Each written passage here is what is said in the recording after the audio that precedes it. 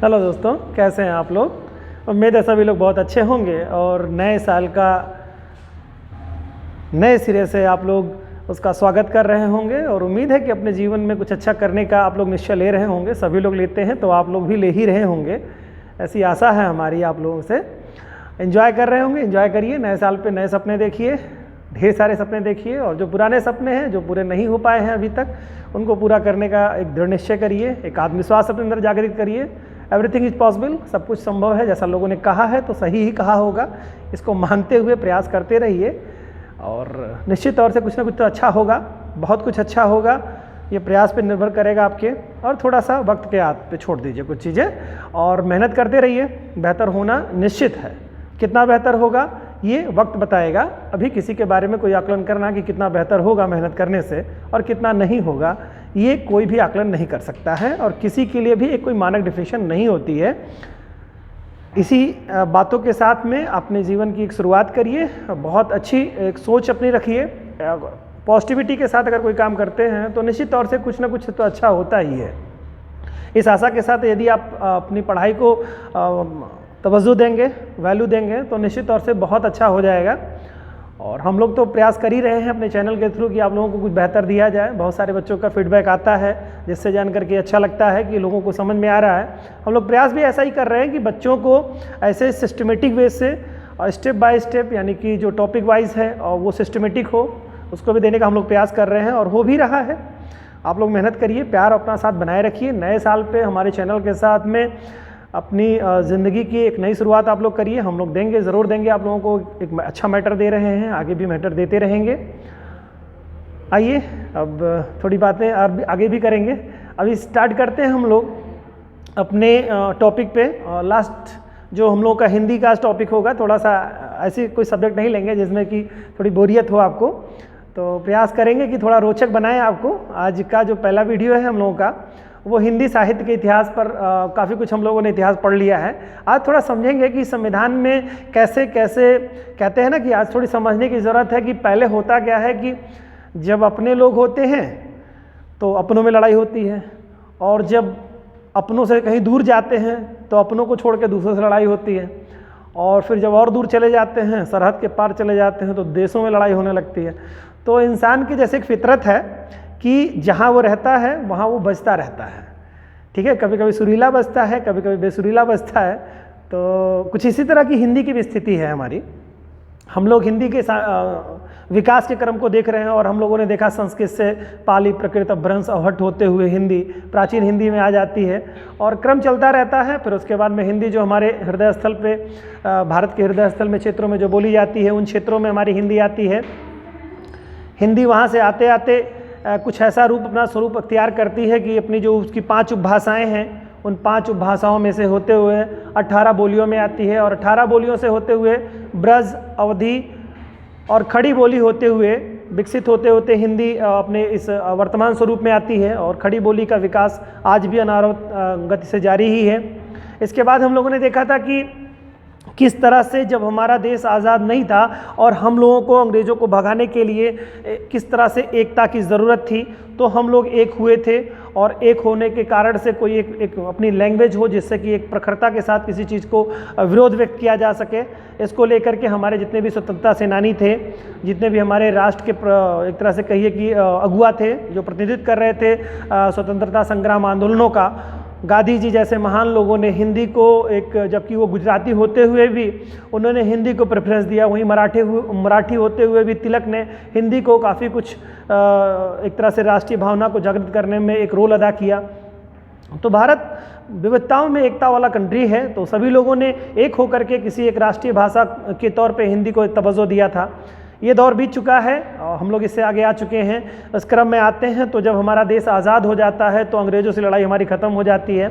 तो जो हिंदी के प्रति लगाव और प्यार था, जो एक यूनिटी के भाव जो हमारे जागृत हुए थे, वो संविधान के द्वारा तो हमें दे दिए गए थे, जो कि भाग 17 में अनुच्छेद 343 से लेकर 351 के मध्य हम लोगों ने देख लिया है, उसमें दे दिया गया। लेकिन होता क्या है, जैसे मैंने अभी शुरुआत में आपसे कहा कि जब दूर के लोग होते से घरों में जब ढेर सारे लोग आए होते हैं तो उनसे प्रॉब्लम होती है कि वो मेरे बिस्तर को, मेरे पर्सनल चीज़ों को इंटरप्ट कर रहे हैं, डिस्टर्ब कर रहे हैं, वो काश जल्दी चले जाते तो बड़ा मज़ा आता। तो एकता का भाव तो परिवार के प्रति आता है। उसी तरह हिंदी के साथ भी कुछ एक ऐसी ही स्थितियाँ रहीं। जब अंग्रेज़ थे, जब मुग़ल थे, तो उनके प्रति एक लगाव नहीं था, कहीं ना कहीं लगाव नहीं था, और उनके प्रति ये था कि वो चले जाते तो बड़ा अच्छा रहता। तो बाकी सब लोग एक थे। जैसे मैं परिवार में मैंने बताया कि जब दूर के लोग आते हैं, रिलेटिव ढेर सारे लोग आ जाते हैं, तो लगता है कब जल्दी चले जाते तो बड़ा अच्छा रहता है, ख़ासतौर से कम उम्र के बच्चों के लिए ये देखने को ज़्यादा मिलता है। फिर उसके बाद जब वो चले जाते हैं तो अपने परिवार के लोग ही जब कुछ चीज़ें इंटरप्ट करते हैं तो बुरा लगता है।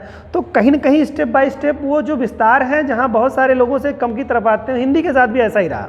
जब राष्ट्रीय भावना की ज़रूरत थी तब तो हिंदी को तवज्जो दिया गया, लेकिन जब देश आज़ाद हुआ, कॉन्स्टिट्यूशन बन गया और साथ ही साथ यह भी कह दिया गया कि आने वाले जो दौर में समय के लिए हिंदी को राष्ट्रीय भाषा घोषित कर दिया जाएगा, और राजकीय भाषा घोषित कर दिया जाएगा, नहीं ऑफिशियल लैंग्वेज हिंदी ही होगी।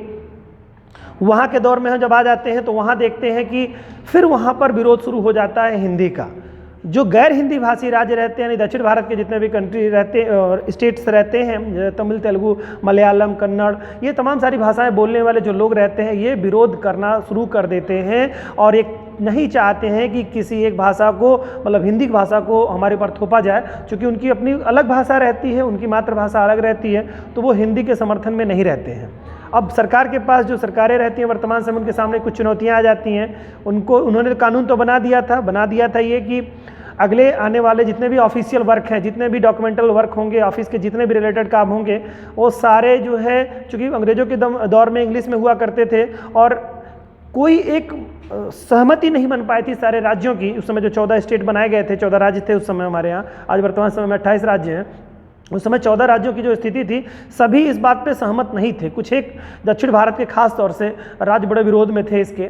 आंध्रा से लेकर के तमिलनाडु, कर्नाटका, केरला, बंगाल, ये सारे ऐसे राज्य जो गैर हिंदी भाषी राज्य थे, इन लोगों ने बड़ा विरोध किया था हिंदी को लेकर के। तो सरकार के पास एक बीच का रास्ता निकालने के अलावा कोई ऑप्शन नहीं था। और दूसरी समस्या ये थी कि हमारा संविधान इंग्लिश में लिखा हुआ है, तो वो भी उसको कन्वर्ट करना था हमको, राजभाषा ऑफिशियल लैंग्वेज हिंदी की गई, तो हमें उसे परिवर्तित करना भी था।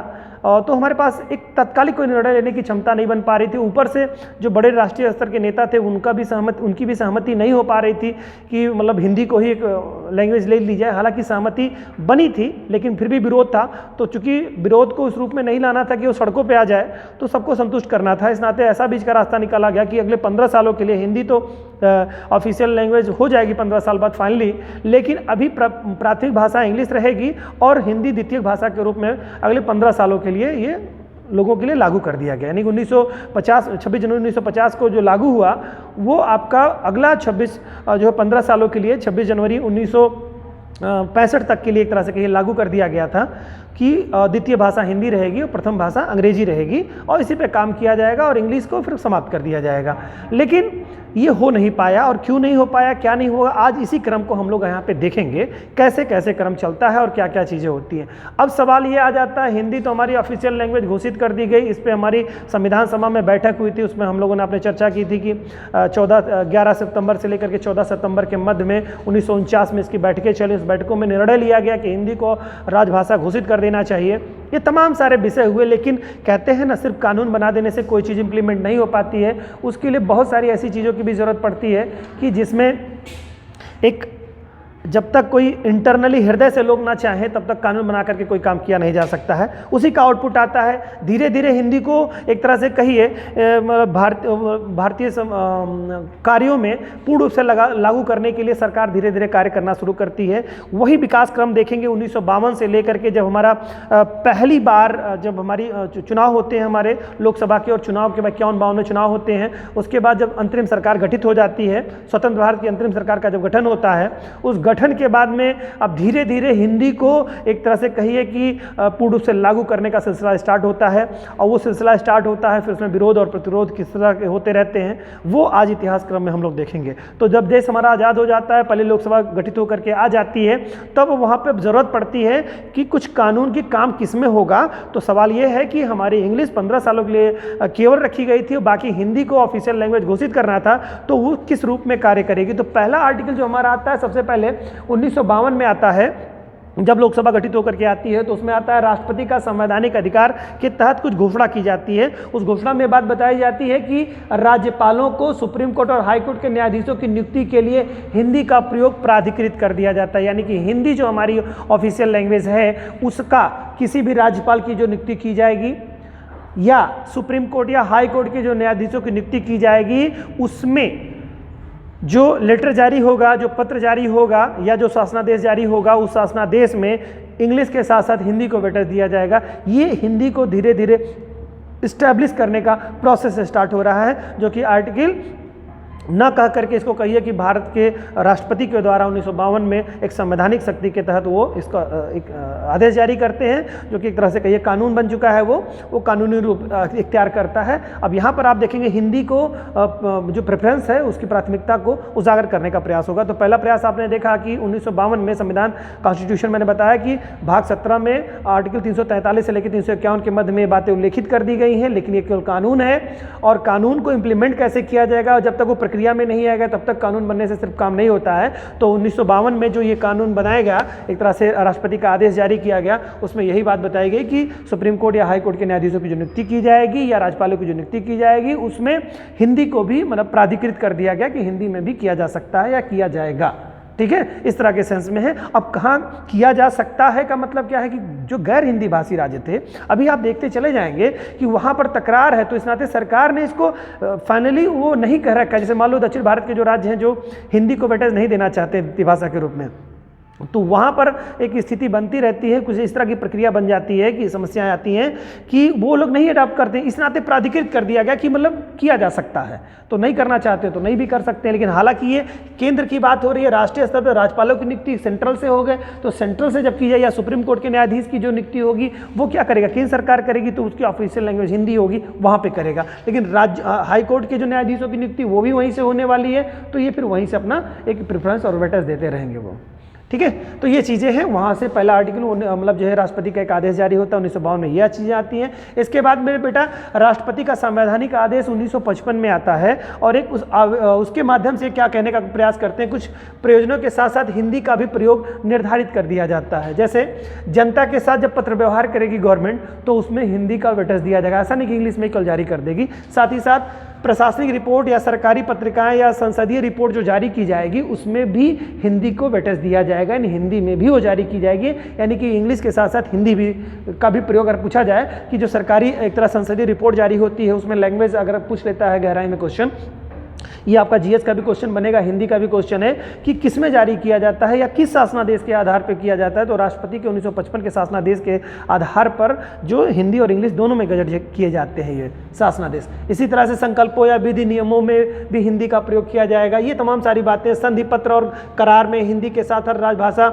मान चुके राज्यों के साथ पत्र व्यवहार, जो सरकार केंद्र सरकार जिन राज्यों ने अपना हिंदी ऑफिशियल लैंग्वेज मान ली है, जैसे हमारे यहाँ उत्तर प्रदेश की देखिए ऑफिशियल लैंग्वेज पहले हिंदी है, दूसरी उर्दू है, तो ये मान चुके हैं। यानी कि अब केंद्र सरकार इसे क्रॉसपॉन्डेंस करेगी, पत्राचार करेगी, तो उसमें क्या करेगी, हिंदी को जरूर वेटेज देगी, उसमें प्राथमिकता दी जाएगी। ठीक है, इसी तरह से राजनयिकों यानी कि जो आपके जो राजदूत होते हैं उनकी नियुक्ति जब की जाएगी, अंतर्राष्ट्रीय संगठनों के साथ भारतीय प्रतिनिधियों के नाम जारी किए जाएंगे, जाने में इन पत्रों में हिंदी के वेटेज को एक तरह से कहिए आधार मिलता है 1955 के अधिनियम के तहत। ठीक है, 1955 के राष्ट्रपति के संवैधानिक आदेश के द्वारा। ठीक है, इसके बाद देखिए जब हिंदी संघर्ष मतलब हिंदी को लेकर के इतना जब एक तरह से खींचतान की स्थिति बनी हुई है, तो भारत सरकार ने एक राजभाषा आयोग का गठन कर देती है। राजभाषा आयोग का जो गठन किया जाता है उसके पीछे ये पूछा जाता है कि भाई इस समय क्या स्थिति है, क्या हिंदी को मतलब इसको किस रूप में हिंदी को विकास के लिए और क्या किया जाए, चूँकि ऑफिशियल लैंग्वेज डिक्लेयर हो चुकी थी, तो अब उसको क्या करना चाहिए कि हिंदी की स्थिति और स्थिति सुदृढ़ हो सके। तो उसके लिए पहला राजभाषा आयोग का गठन किया जाता है, जिसकी अध्यक्षता बाल गंगाधर खेर कहते हैं, जिन्हें बीजी खेर के नाम से भी जाना जाता है। इन्होंने पहले प्रथम राजभाषा आयोग का गठन का प्रतिनिधित्व करने का दायित्व मिलता है, या प्रथम राजभाषा आयोग का गठन किया जाता है। तो इसमें अगर एग्जाम में क्वेश्चन पूछता है कि प्रथम राजभाषा आयोग का गठन कब किया गया या इसका प्रतिनिधित्व किसने किया, इसकी अध्यक्षता किसने की थी, इसके संदर्भ में अगर प्रश्न पूछता है तो आप बीजी खेर का नाम याद रखेंगे।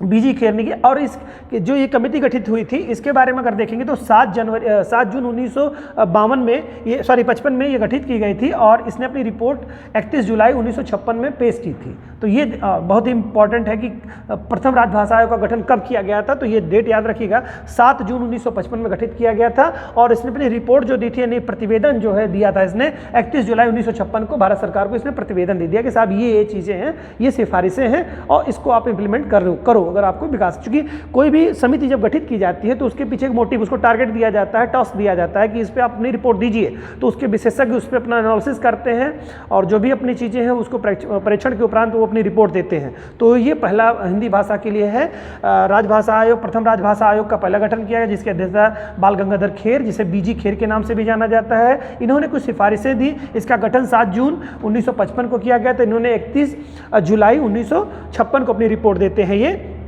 ठीक है। लगभग 1 साल का समय लगता है इनको अपनी रिपोर्ट तैयार करने में और उसमें कुछ सिफारिशें की गई हैं। उस सिफारिश के आधार पर इन्होंने हिंदी को बढ़ाने का बड़ा एक तरह से कहिए कि प्रेफरेंस दिया। मैं पढ़ दूंगा उसको कि क्या क्या इसमें तथ्य थे। तो वो दिया जाता है लेकिन भारत सरकार इसको गंभीरता से नहीं लेती है, उसको बहुत लाइटली लेती है भारत सरकार। उसके पीछे की नीति ये रहती है कि उस समय जो क्षेत्रीय जो राजनीति थी, यानी कि जो दक्षिण भारत के जितने भी स्टेट हैं, यानी कि जो एक तरह से मालवा के पठार के महाराष्ट्र के से लेकर उत्तर मतलब मध्य प्रदेश के बाद के जितने भी स्टेट देखेंगे, चाहे वो आंध्र प्रदेश हो, चाहे वो कर्नाटका हो, चाहे महाराष्ट्र हो, चाहे तमिलनाडु हो, चाहे केरला हो, या आप पूर्वोत्तर भारत के राज्यों में जाएंगे, असम है, मेघालय है, त्रिपुरा है, मिजोरम है, ये तमाम सारे जो कंट्री हैं, बंगाल है, ये कंट्रीज स्टेट्स जो हैं ये गैर हिंदी भाषी राज्य हैं। अब गैर हिंदी भाषी राज्य थे तो हिंदी को अगर थोप दिया जाता तो क्या होता, उनको बुरा लग जाता। इस नाते उनको खुश भी करना था तो डिप्लोमेटिक तरीके से रास्ता निकाल के काम चलाते हैं। तो ये इन्होंने जो ये रिपोर्ट दी, इन्होंने हिंदी को, बीजी खेर साहब ने बड़ी एक सॉलिड रिपोर्ट दी है और उसमें उन्होंने कहा है कि हिंदी को बढ़ाने के लिए ये काम करना चाहिए, लेकिन भारत सरकार उसको बस मात्र एक मैसेज के तौर पे लेकर के उस पर कोई गंभीरतापूर्वक कार्य नहीं करती है, उसको लागू करने का कार्य नहीं करती है। हाँ, बदले में इसके एक दूसरा एक संसदीय कमेटी भी गठित की जाती है जिसके बारे में आप देखेंगे तो प्रथम संसदीय गोविंद बल्लभ पंत के आधार पर जो है उनकी अध्यक्षता में गठित की जाती है। वो अपनी रिपोर्ट देती है। उस रिपोर्ट में हिंदी को एक तरह से कहिए कि जो है एक ऑफिशियल लैंग्वेज जो बनाई गई थी वो वहीं पे उसको डंप कर दिया जाता है। आइए उसके बारे में आगे बात करूँगा कि मतलब उसको भारत सरकार का भी कहीं ना कहीं एक तरह से कहिए कि कहीं राज्यों में उसका जनमत संग्रह न खोने लगे और इस नाते उसने जो है इस पर वेटेज नहीं दिया। उसने एक तरह से कहा जो जैसे है उसको एज इट इज ही रहने दो, हिंदी को न बढ़ाने में कहीं ना कहीं केंद्र सरकार की स्थिरता बहुत बड़ी जिम्मेदार आपको दिखाई देगी। अभी आप आगे देखेंगे तो जब समिति रिपोर्ट दे देती है वो लागू इसी नाते नहीं करते क्योंकि स्टेट्स में उनका जनाधार खोने लगेगा और कभी भी केंद्र सरकार ये नहीं चाहती थी कि उसका जनाधार खोए, क्योंकि गैर हिंदी भाषी राज्य उन पर थोप दिया जाएगा। अगर ये चीज़ें अडॉप्ट कर उनको करने के लिए बाध्य कर दिया जाएगा तो एक तो उनके अंदर इसका क्षोभ आ जाएगा और वो उस पर दिक्कत हो जाएगी। यही चीज़ें आपको यहाँ देखने को मिलेंगी। तो क्या होता है, इन्होंने जो पहली रिपोर्ट बीजी खेर ने दी थी उसमें क्या बातें कही थी, उसने कहा सारे देश में जो है माध्यमिक तक की एजुकेशन, पूरे कंट्री में माध्यमिक तक की एजुकेशन जो है राजभाषा में देनी चाहिए, हिंदी में देनी चाहिए। इनकी संस्तुति थी, देखिए हिंदी अनिवार्य कर दी जानी चाहिए, इनकी पहली सिफारिश थी, लेकिन ये कभी नहीं हो पाया। सरकार ने इसको चूंकि इसकी समिति को गंभीरता से लिया ही नहीं, इसके सुझाव को लिया ही नहीं। दूसरा इन्होंने कहा देश में न्याय के देने की भाषा में भी हिंदी का प्रयोग, ऑफिशियल लैंग्वेज का प्रयोग होना चाहिए, तो उसमें भी नहीं किया गया। फिर उसके बाद में जनतंत्र में अखिल भारतीय स्तर पर अंग्रेजी का प्रयोग संभव नहीं है, यानी कि सभी के लिए इंग्लिश इंपॉर्टेंट नहीं है, उस तरह से जो इंग्लिश का प्रयोग किया जा रहा है वो उचित नहीं है, इन्होंने कहा। फिर अधिक लोगों के द्वारा बोली जाने वाली हिंदी भाषा समस्त भारत के लिए उपयुक्त है, यानी हिंदी को देखिए वेटेज दे रहे हैं, यहाँ पर कह रहे हैं ये अंतर्राष्ट्रीय स्तर पर अंग्रेजी का प्रयोग ठीक है, किंतु शिक्षा, प्रशासन, सार्वजनिक जीवन तथा दैनिक कार्यकलापों के लिए विदेशी भाषा का व्यवहार अनुचित है। यानी अंग्रेजी जो विदेशी भाषा है ना उसका व्यवहार अनुचित, यानी हिंदी को वो वेटेज देने की बात करते हैं बीजी खेर साहब, ठीक है। लेकिन ये इसके अलावा इस रिपोर्ट का, यानी प्रथम राजभाषा जो आयोग था इसकी रिपोर्ट का विरोध भी होता है। ऐसा नहीं कि सभी लोग इसके समर्थन, यानी बंगाल में अगर आप देखेंगे और तमिलनाडु में देखेंगे तो कुछ बड़े एक नेता रहे हैं जिन्होंने अपना इसका विरोध किया, जैसे सुब्रमण्यम स्वामी को देखेंगे वो अपने रहे हैं। तो बंगाल में देखिए पहले सुनीत कुमार जी चटर्जी जी हैं, इन्होंने बड़ा विरोध किया किसका, बीजी खेर रिपोर्ट का, या प्रथम राजभाषा आयोग की रिपोर्ट का बड़ा विरोध करते हैं। ये बंगाल के रहने वाले हैं। ये तमिलनाडु के पी सुब्बोरोयान साहब हैं जिन्होंने इस सिफारिश को, मतलब किसकी सिफारिश को, बीजी खेर की सिफारिश को मतलब जो है एक तरह से असहमति व्यक्त करते हैं, उसका विरोध व्यक्त करते हैं। और ये विरोध देखते हुए सरकार क्या करती है, स्थिरता बरत देती है, इस रिपोर्ट पे कुछ नहीं करती है, ठंडे बस्ते में उसको रख देती है, उस पर कोई इंप्लीमेंट एक तरह से कहिए बड़े पैमाने पर जो सिफारिश की गई थी उस पर कुछ नहीं होता है। हाँ, इसके बाद में सरकार क्या करती है, फिर इसके बाद में देखिए ये बात हो रही 56 के बाद, जब इसकी रिपोर्ट आ जाती है उसमें कुछ नहीं होता है तो सरकार क्या चाहती है, ये तो एक आयोग था जिसने अपनी रिपोर्ट दी, अब इन्होंने क्या किया, एक संसदीय टीम गठित की। संसदीय टीम जब गठित की जाती है तो संसद के मेंबर्स उसमें होते हैं संसदीय टीम में, तो इन्होंने क्या किया कि लाइए उसमें से गठित करते हैं लोगों। तो पहले संसदीय राजभाषा समिति में जो है गठित की गई, उसको बैठाया गया कि हिंदी के लिए क्या, मतलब ऑफिशियल लैंग्वेज जो हिंदी हमारी है इसको कितना मतलब क्या किया जाए आगे बढ़ाने के लिए। तो उसमें क्या है, उसकी अध्यक्षता करते हैं गोविंद बल्लभ पंत जी करते हैं, समिति की अध्यक्षता करते हैं, इसे जेवी पंत कहते हैं, ठीक है, जेवी पंत। ये ध्यान रखिएगा तो कभी कन्फ्यूजन हो जाता है कि बीजी खेर तो ये प्रथम राजभाषा आयोग के अध्यक्ष थे और जेवी पंत जो थे ये संसदीय समिति के अध्यक्ष थे। और इस तरह से कहिए कि इन्होंने ऑफिशियल लैंग्वेज को लेकर के जो संसदीय समिति थी उसका प्रतिनिधित्व किया था।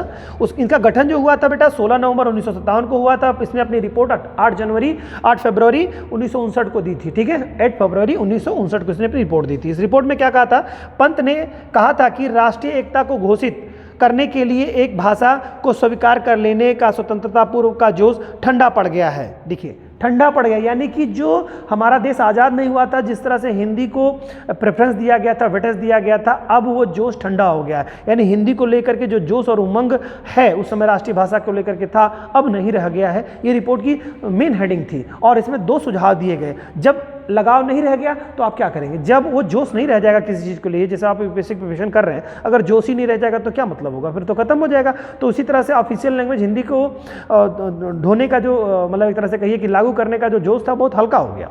अब हल्का हो गया तो उसने 2 सिफारिशें की। उसने सिफारिश ये की कि 1965 के बाद यानी 15 साल बाद जो इंग्लिश को पूरी तरह से समाप्त करना था, एक डेट निर्धारित कर दी गई थी। इसके बाद में ऑफिशियल लैंग्वेज हिंदी को जो पूरी तरह से लागू होना था उसको एक्सटेंड कर देता है। ये अब वो सिफारिश कर देगा कि कोई ज़रूरी नहीं है कि आप 1956 के बाद से मतलब 1965 के बाद से इसको हिंदी को मतलब एक तरह से लागू ही कर दीजिए। इस पर और कोई एक स्पेसिफिक डेट देना उचित नहीं है। इसका मतलब है कि वो 15 साल की सीमा को बढ़ा दो, एक तरह से कहने का मैसेज ये कर देते हैं अपनी रिपोर्ट में। फिर दूसरी बात ये क्या कहते हैं वो भी आइए देखते हैं। तो पहली बात पहले देख लेते हैं कि हिंदी संघ भाषा का स्थान जल्दी से जल्दी ले ले, मतलब एक तरह से जल्दी से जल्दी कहते हैं, लेकिन वो 15 साल जो सीमा निर्धारित की गई थी उसको एक्सटेंड कर देते हैं। लेकिन शब्द देखिए, कहते हैं जल्दी से जल्दी ली जाए, लेकिन वो डेट वो ना रखी जाए। तो इसमें कह रहे हैं ये, लेकिन इस परिवर्तन की कोई निश्चित तारीख नहीं दी जा सकती। भाई क्यों नहीं दी जा सकती है, जब निश्चित तारीख दी गई थी तो अभी देने में क्या प्रॉब्लम है, लेकिन इनको प्रॉब्लम थी। यह परिवर्तन धीरे धीरे स्वाभाविक रूप से होना चाहिए, यानी कि ये जब सभी लोग संतुष्ट हों तो ये चीज़ें होनी चाहिए, लेकिन ऐसा ये करते नहीं है। फिर उसके बाद दूसरी रिपोर्ट में देते हैं क्या, 1965 तक अंग्रेजी प्रधान राजभाषा और हिंदी सहायक राजभाषा होनी चाहिए। 1965 के बाद जब हिंदी संघ की प्रधान राजभाषा हो जाए, लेकिन अंग्रेजी संघ की सहायक और सहायक भाषा रहनी चाहिए। यानी कि जब 1965 के बाद अगर लागू भी सरकार करती है तो उसको करना क्या चाहिए कि जो इंग्लिश खत्म होने वाली थी 15 साल बाद, तो इंग्लिश को सहभाषा के रूप में।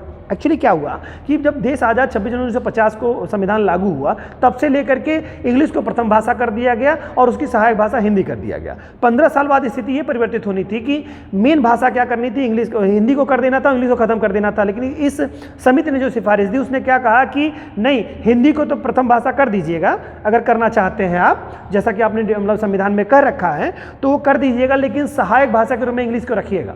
ये समिति की सिफारिश ये रहती है पंत की। तो वो जब वो भी रहेगा तो इसका मतलब साथ में बीच में चलेगा। लेकिन अभी देखिएगा क्या क्या होगा आगे की दौर में ये आने वाला है कि इनकी सिफारिश को लेकर के पहले विरोध भी जान लेते हैं। कुछ लोगों ने, हिंदी भाषी लोगों ने इसका विरोध भी किया। विरोध करने के बाद सरकार क्या करती है, अपनी नीति लगाती है और अपनी नीति के हिसाब से काम करती है और धीरे धीरे हिंदी को जो ऑफिशियल लैंग्वेज फाइनली होना था वो नहीं हो पाता है।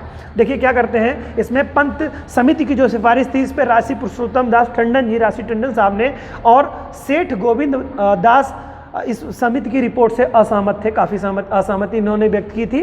तो ये तो हो जाती है, रिपोर्ट दे दी जाती है और ये लगभग करीब में 59 का दौर कंप्लीट हो जाता है। 60 में क्या होता है, राष्ट्रपति का आदेश जारी करते हैं। उस आदेश में उन्होंने कहते हैं 1960 के आदेश में कि शिक्षा मंत्रालय, विधि मंत्रालय, वैज्ञानिक अनुसंधान व सांस्कृतिक कार्य मंत्रालय तथा गृह मंत्रालय को हिंदी को राजभाषा के रूप में विकसित करने हेतु विभिन्न निर्देश जारी कर दिए जाते हैं। यानी कि जितनी भी संस्थाएं यहाँ लिखी हुई हैं आपको, शिक्षा मंत्रालय हो गया, चाहे विधि मंत्रालय हो गया आपका, या वैज्ञानिक अनुसंधान हो गए, व सांस्कृतिक कार्य मंत्रालय हो गया, गृह मंत्रालय को हिंदी को राजभाषा के रूप में विकसित करने के रूप में एक तरह से विभिन्न निर्देश जारी कर देते हैं। निर्देश यही जारी होता है कि हिंदी को उसमें वेटेज दिया जाएगा, ये कुल कहने का इसमें मोटिव रहता है। तो इससे भी हिंदी को थोड़ी सी एक अच्छी स्थिति मिलने की, जहां एक रिपोर्ट आती है, रिपोर्ट में यह बात कही जाती है, दूसरी तरफ एक एक धीरे धीरे हिंदी को विस्तारित किया जा रहा है। यानी 10 साल बाद ये चीज़ें होती, मंत्रालयों में हिंदी ऑफिशियल लैंग्वेज के रूप में आप देखिए 10 साल बाद जा पा रही है, वो भी राष्ट्रपति का आदेश आ रहा है। कितना इंप्लीमेंट होगा,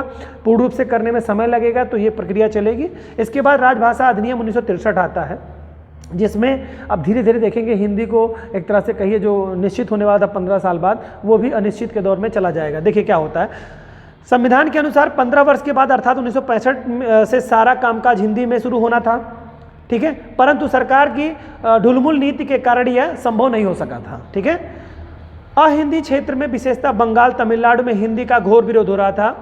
इसकी प्रतिक्रिया में हिंदी क्षेत्र में हुई, मतलब हिंदी क्षेत्र के लोगों ने भी विरोध करना शुरू कर दिया कि हिंदी को होना चाहिए ऑफिशियल लैंग्वेज, चूंकि एक कानूनी रूप है। तो ये जो हिंदी और गैर हिंदी भाषी लोगों के बीच में जो तकरार छिड़ी, इस तकरार से हिंदी को बहुत बड़ा नुकसान होने वाला था, क्योंकि सरकार को मैंने जैसे बताया कि उसका जनमत संग्रह गायब हो जाता उन क्षेत्रों से। इस नाते सरकार ने इस तकरार से ना हिंदी भाषी के लोग भी अपने इस पे थे कि हिंदी को ऑफिशियल लैंग्वेज बना दिया जाए, वहीं दक्षिण भारत के या बंगाल के लोग थे कि जो ऑफिशियल लैंग्वेज बनाने के सहमत नहीं थे, वो लोग इसका विरोध कर रहे थे। तो परिणाम में क्या होता है, इसमें देखिए कुछ जो हिंदी के समर्थक है, श्यामा प्रसाद मुखर्जी हैं, इन्होंने एक जनसंघ की स्थापना की थी और इसकी स्थापना 1951 में की गई थी, तथा सोशलिस्ट पार्टी जिसे PSP भी कहा जाता है, इस सोशलिस्ट पार्टी को, ये इंग्लिश इसका नेम है, ठीक है।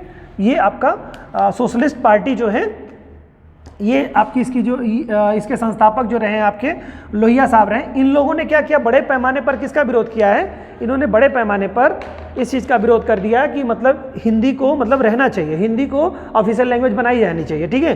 तो इसका जो परिणाम हुआ, क्या हुआ, हिंदी के जो कट्टर समर्थक लोग रहे हैं ने उन्माद को उभारा, जिसके कारण से हिंदी की प्रगति के बदले हिंदी की हानि हो गई। सब देखिए, थोड़ा ध्यान रखिएगा, जब कोई टकराव होता है और उससे किसी को निर्णय लेने में मतलब जो निर्णय लेने वाला है उसको अगर हानि होने वाली होती है तो टकराव को उसी पे एज इट इज़ रखने के प्रयास किया जाता है, ना तो उसमें कुछ बढ़ोतरी होती है ना तो घटोतरी होती है। तो हिंदी के साथ भी यही हुआ, इन लोगों ने हिंदी को बढ़ाने का प्रयास किया, वहीं दक्षिण भारत के लोगों ने, तमिलनाडु के और बंगाल के लोगों ने विरोध किया। तो परिणाम क्या हुआ, सरकार उसी पे ठंडे बस्ते में उसको रख दी, उसमें कुछ भी बेहतर कार्य करने का प्रयास नहीं किया, बल्कि इसने इस तकरार को खत्म करने के लिए और गैर हिंदी भाषी लोगों को अपने तरफ जोड़ने का भरसक प्रयास किया। क्या किया, पंडित नेहरू ने आश्वासन दिया कि हिंदी को एकमात्र राजभाषा स्वीकार करने से पहले अहिंदी भाषी क्षेत्रों के सहमति प्राप्त की जाएगी, ठीक है।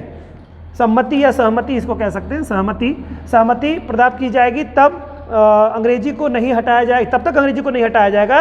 राजभाषा विधेयक को गृह मंत्री लाल बहादुर शास्त्री ने प्रस्तुत किया था। तो मतलब ये एक तरह से कहिए कि अंग्रेजी को नहीं हटाए जाने का एक तरह से आश्वासन दे देते हैं, कौन, पंडित नेहरू जी आश्वासन दे देते हैं। और ये कुल मिला के 1963 के अधिनियम में मतलब जो है अधिनियम जो पारित किया गया उसमें ये बातें रहती हैं। फिर इसके बाद होता है क्या, राजभाषा विधेयक का उद्देश्य क्या था, यानी कि ये जो 1963 की राजभाषा आई थी उसका उद्देश्य, मोटिव क्या था, उसमें था राजकीय प्रयोजनों के लिए 15 वर्ष के अर्थात 1965 के लिए हिंदी का प्रयोग आरंभ होना चाहिए था। वह व्यवस्था को पूर्ण रूप से लागू न करके उस अवधि के बाद भी संघ के सभी सरकारी प्रयोजनों के लिए अंग्रेजी का प्रयोग बनाए रखना।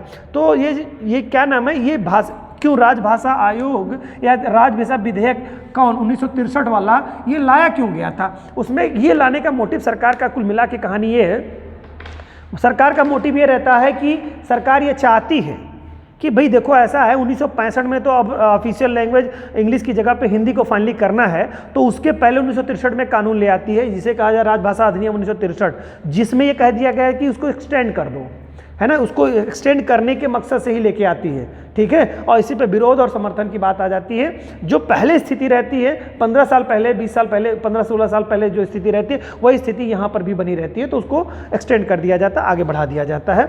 इसके बाद में क्या होता है, इसी पर देखिए अब जब 1963 का जो अधिनियम आया तो 1965 में लागू होना था। तो 1965 में जब लागू होना था वो हिंदी को ऑफिशियल लैंग्वेज के रूप में, तो उसमें एक संशोधन आया, राजभाषा अधिनियम 1963 में एक संशोधन कर दिया जाता है। कब किया जाता है? 1967 में। और 67 में क्या कर दिया जाता है, कुल मिला के कहानी ये कर देते हैं कि भाई देखो ऐसा है कि जब तक एक भी गैर हिंदी भाषी राज्य इस बात का विरोध करेगा कि ऑफिशियल लैंग्वेज जो है हिंदी नहीं होनी चाहिए, हिंदी के अलावा किसी और को होनी चाहिए, तब तक हिंदी को राजभाषा नहीं माना जाएगा। बात समझ रहे हैं? तब तक उसको फाइनली उसको लागू नहीं किया जाएगा। तो ये बात मूल रूप से इसमें क्या है, और कानूनी रूप दे दिया जाता है, कानूनी रूप में दिया जाता है। इस अधिनियम में कुछ बातें बताई गई हैं, मैं पढ़ दे रहा हूँ। इस अधिनियम के द्वारा बात की व्यवस्था की गई कि अंग्रेजी सरकार के कामकाज की सहभाषा के रूप में तब तक बनी रहेगी। देखिए कब तक बनी रहेगी? तब तक बनी रहेगी कामकाज की सहभाषा के रूप में। कब की बात हो रही है? 1965 के बाद की बात हो रही है, जब हिंदी को ऑफिशियल लैंग्वेज बन जाना चाहिए था। तब तक अहिंदी भाषी राज्य हिंदी को एक मात्र राजभाषा बनाने के लिए सहमत न हो जाएं। मतलब एक तरह से कहिए सबकी जब गैर हिंदी भाषी राज्य वो सहमत अगर हो जाएंगे तभी ही हिंदी को बनाने का मतलब जो हिंदी को ऑफिशियल लैंग्वेज घोषित की जा सकती है। ये बात कहने का प्रयास किया। इसका मतलब क्या हुआ? इसका मतलब मैंने आपको बताया अभी, भारत सरकार का एक भी मतलब यानी भारत का एक भी कोई राज्य जो है चाहेगा कि अंग्रेजी मतलब जो है बनी रहे, तो हिंदी को मतलब पूरी तरह से फाइनली ख़त्म नहीं किया, मतलब एक तरह से इंग्लिश को ख़त्म नहीं किया जा सकता है, नहीं इंग्लिश बनी रहेगी। तो ये तो रिपोर्ट आई, यानी कानूनी रूप दे दिया गया। नेहरू जी ने एक तरह से कहिए विवाद को और ज़्यादा उसी रूप में एज इट इज़ बने रहने दे दिया कि उसको एक कानून बना दिया गया कि कोई भी गैर हिंदी भाषी राज्य जो रहेगा, और इसके पीछे का मोटिव था कि उन लोगों को संतुष्ट किया जाए गैर हिंदी भाषी राज्यों को कि आप परेशान ना हो, ऑफिशियल लैंग्वेज फाइनली हिंदी नहीं होने जा रही है। ये सहभाषा के रूप में परिवर्तन ये कर दिया गया कि अब हिंदी तो ऑफिशियल लैंग्वेज मेन हो गई, लेकिन सहभाषा के रूप में अंग्रेजी रहेगा। और साथ ही साथ ये जब कानून बन गया तो अब कोई भी अगर हिंदी भाषी राज्य चाहेगा तो हिंदी को ऑफिशियल लैंग्वेज नहीं पूरी तरह से फाइनली उसमें थोपा नहीं जाएगा। तो ये गैर हिंदी भाषियों के लिए बड़ा एक तरह से संतोष का विषय था। वो संतुष्ट हो गए इस बात से कि कोई दिक्कत नहीं, कानून बन चुका है इसमें, तो वो फिर इस पर विरोध इसका इस तरह से कहीं थोड़ा कम हो गया। आगे चल करके और भी कानून बनते हैं। संसदीय समिति के माध्यम से यह भी बात बताई जाती है कि त्रिभाषा का एक समीकरण पेश किया जाता है, त्रिभाषा आयोग का गठन किया जाता है, या कहिए त्रिभाषा की फार्मूला दिया जाता है। इस फार्मूले में ये कहा जाता है कि अब 3 भाषाएं रहेंगी। 3 भाषाओं का मतलब ये था कि उसमें बात ये बताई गई कि 1963 में एक भाषा ये 67 के बाद में ये कानून लाया गया कि एक तो ऑफिशियल लैंग्वेज हिंदी हो जाएगी, दूसरी सहभाषा अंग्रेजी हो जाएगी, और तीसरी जो स्टेट की लैंग्वेज है, हर स्टेट की अलग अलग लैंग्वेज है तो उनकी अलग भाषाएं बन जाएंगी, ठीक है, उनकी अलग अलग भाषाएं, यानी 3 त्रिभाषा का मतलब जो एक फार्मूला दिया, और उस फार्मूले के आधार पर फिर कार्य किए जाएंगे। तो ये एक डिस्प्यूट हमेशा एज इट इज़ बना ही रहा और फिर ये प्रक्रिया चलती रही, ठीक है। भाषा अधिनियम 1876 में सुधार करते हुए 1887 में एक कानून बना दिया गया, और कानून के तहत कह दिया गया कि 3 जो त्रिभाषा फार्मूले के बारे में आपको बताया मैंने, उस त्रिभाषा फार्मूले में एक व्यवस्था कर दी गई कि जो ऑफिशियल लैंग्वेज होगी वो हिंदी होगी आपकी मेन भाषा, सहभाषा के रूप में अंग्रेजी रहेगी, और जो प्रदेश स्तर पे है, यानी कि आप देखिए प्रदेश स्तर पे अगर देखेंगे तो जो क्षेत्रीय भाषा है उसको प्रेफरेंस दे दिया जाता है, उसका वेटेज दे दिया जाता है, वो आपकी सहभाषा के रूप में कार्य होगी। और वही क्रम आज भी चल रहा है आपका। ये क्रम आज भी जो आप देख रहे हैं 1987 में जो ये कानून बना दिया गया, उस कानून के तहत ये फार्मूला दे दिया गया है कि अब 3 भाषाओं के आधार पर चलेंगी। एक तो आपका क्या संघ की 2 भाषाएँ हो जाएंगी, मेन भाषा ऑफिशियल लैंग्वेज में हिंदी हो जाएगी, दूसरी उसकी सहभाषा के रूप में कौन हो जाएगा, हिंदी हो जाएगी, इंग्लिश हो जाएगी सहभाषा, और तीसरा जो क्षेत्रीय स्टेट के जो राज्य हैं वो अपनी अपनी ऑफिशियल लैंग्वेज में अपना जो उनकी ऑफिशियल लैंग्वेज उस आधार पर कार्य करेंगे। तो एक बीच का रास्ता निकाल करके आज तक हिंदी की स्थिति कहानी चल रही है, वो आज वर्तमान समय में भी लागू है और ये दौर अभी आगे चलता रहेगा। देखिए इसके साथ साथ क्या परिवर्तन होते हैं। तो ये तो था आपका हिंदी के बारे में जो खींचतान चल रही है ऑफिशियल लैंग्वेज को लेकर के, ये तमाम सारे तथ्य थे। उम्मीद है कि आपको ये चीज़ें समझ में आई होंगी। नेक्स्ट वीडियो में कुछ और तथ्यों के साथ मिलते हैं, तब तक के लिए आप एंजॉय करिए। नए साल पे खूब मस्ती से साथ रहिए, पढ़िए लिखिए और एंजॉय करिए। साथ ही साथ एक पॉजिटिविटी भी अपने साथ भरिए, बहुत निराश ना हो जाया करिए। थोड़ी सी चीज़ें होती ही नहीं है कि निराशा आ जाती है ज़िंदगी में, ये ह्यूमन नेचर है, बिहेवियर है, लेकिन फिर भी क्या कर सकते हैं, सब कुछ आपके अनुकूल तभी होगा जब आप उन पदों पे पहुंचेंगे। अभी तो आपका कोई पद ही नहीं है, तो सब कुछ प्रतिकूल ही रहेगा। तो अनुकूल बनाने का प्रयास करिए। उम्मीद है कि ज़रूर आप उसमें सफल होंगे, ऐसे मेरी आशा है।